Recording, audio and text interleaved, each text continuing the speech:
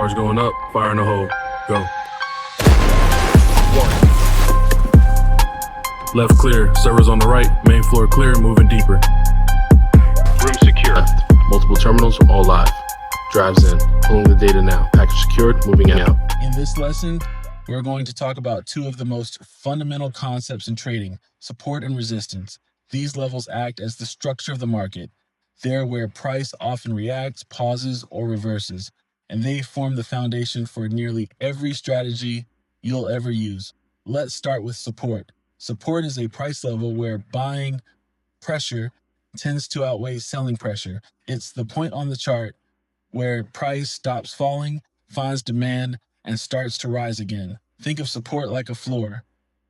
When price drops down into it, buyers step in to hold it up.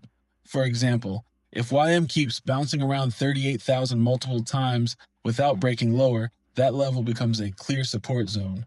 Traders recognize that area as a point of interest for long entries. Now let's talk about resistance. Resistance is the opposite of support. It's a price level where selling pressure outweighs buying pressure. It's the ceiling that keeps price from moving higher. If NQ rallies up to 15,600 several times and keeps getting rejected, sellers are defending that level. That's resistance. Once you identify support and resistance, you start to see how price truly moves, not in straight lines, but in waves bouncing between key levels. The more times price reacts to a level, the stronger that level becomes. Markets remember, when price returns to a well-tested level, you can expect a reaction, either a bounce or a breakout. Here's something powerful. When a resistance level finally breaks, it often turns into new support. And when a support level breaks, it can flip into new resistance. This concept is called a role reversal, and it's one of the clearest confirmations that structure has shifted. For example, imagine NQ finally breaks above that 15,600 resistance we mentioned earlier.